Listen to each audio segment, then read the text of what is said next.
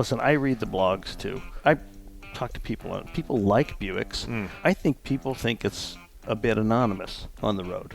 But again, they probably don't see it as having as much of a point of view as it could. And that's what we've been trying to do here, is to emphasize this is one of the great American brands, so one of the great brands in automotive history. And it's always been a great car. We've built great cars.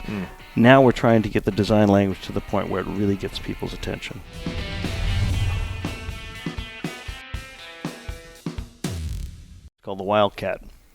And Excellent name. Excellent name. As a guy who grew up on Buicks, can I say thank you? You're welcome. Well, and again, the name wasn't just selected at random. This is really the fifth Wildcat concept in Buick's history. And, Wildcats 1, 2, and 3 were in the 1950s. Wildcat 4 was in 1984, was a mid-engine car. And the name Wildcat was always reserved for Buick's most forward-thinking concepts. And in fact, Buick, the brand, if you look back at Harley Earl, Buick is the brand where Harley did his most experimental work. Excuse me, the first ever concept car was a Buick. Buick Wide Job, yeah. So when we were selecting a name for the vehicle, Wildcat, we don't throw that name around lightly. Yeah, so the kids in the audience don't know, there was a production Wildcat. There was a production Wildcat as well. What were you trying to accomplish with this car? And for the avoidance of doubt, it's a car, not a baby buggy, SUV, crossover, nothing. A car. It's a coupe. What we were trying to do was come up with a new design language for the brand, refresh the design language, a new face for the brand. So the entire topography of the front end is different from the Buicks that are on the road today. A new tri-shield. This is the first real new tri-shield since 1959. It still has the sash, as we call, the upper right to lower left color break on each of the shields, which came from David Dunbar Buick's family crest. So it still has that. It's still three shields, red, white, and blue. They're just configured differently, and they're surfaced in a more modern way, and they don't live with a circular periphery. Because what we wanted to do, and what you'll see on the Wildcat and on the production vehicles, is the badge is no longer mounted in the middle of the grille. It actually lives on the body now. It looks like more of a piece of jewelry. It's a much more modern expression, but it's still a tri-shield. Who came up with the concept of breaking away from the circular thing and stacking it to making it side by side? It's funny how some of those things happen. One of our designers was just in one of his sketches, just did it. And it was beguiling, because it was such a change. And so we thought maybe there was something there, and so we kicked off a sketch assignment within the studio and said, what can you do with this badge without losing its essence? It still has to be a tri-shield. It still has to look like a Buick badge, but what can you do to modernize it? Because, we're at an inflection point for the brand, talking about a fully EV future, General Motors with autonomy, or with autonomous driving.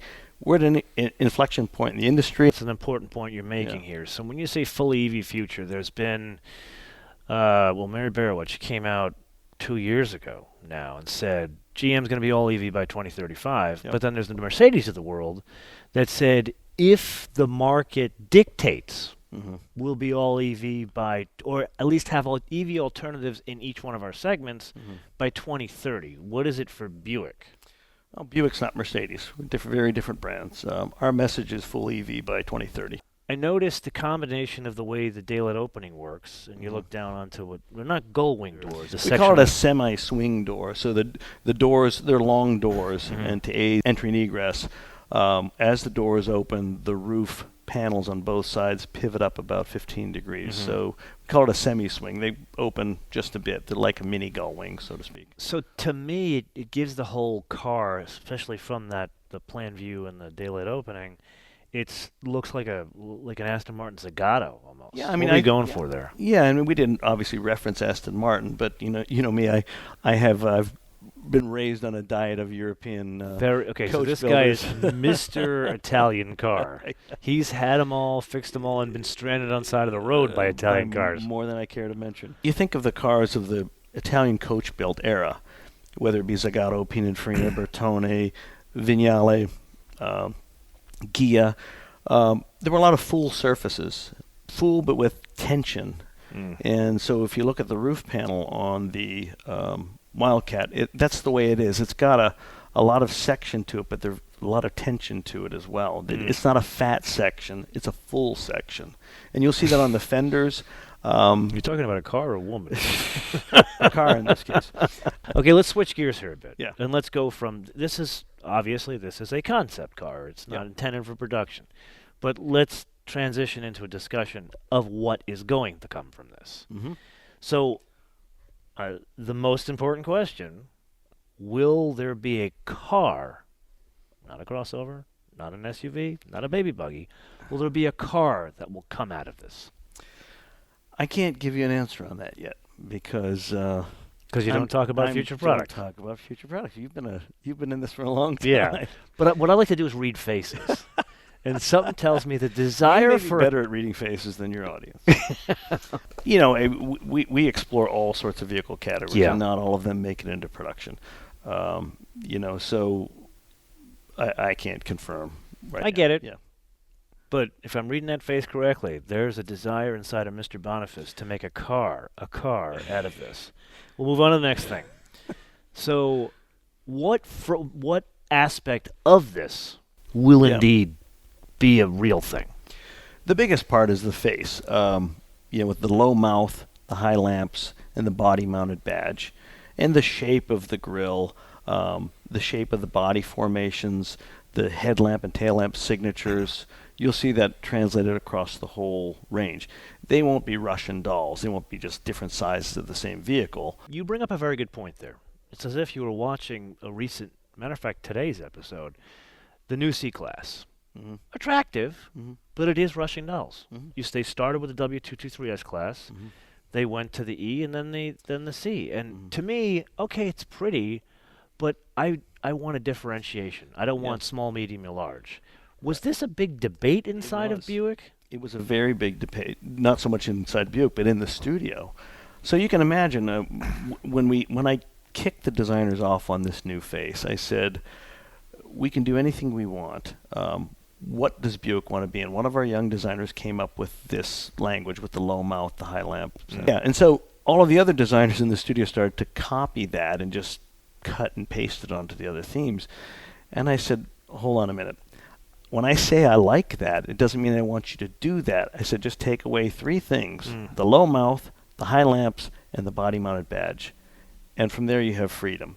So I think as you see the production variants of this front end roll out, they all look different, but they look like they're members of the same family. So no Russian dolls. Then let's switch gears a little bit into just where Buick is. If we're being very honest, Buick is a brand that a lot of people nowadays don't think about. Like, there are people who are very, very passionate about Teslas. They're passionate about Porsches, and they must buy those vehicles. Buick, I feel, is like somebody's like, oh, you know, I'm comparing the Buick to the Lincoln. How do you change that? Well, those are the kind of discussions we have in the studio all the time. How you change it is to have your designs have a point of view. You know, don't chase trends necessarily. Don't chase the competitors. Play to your strengths.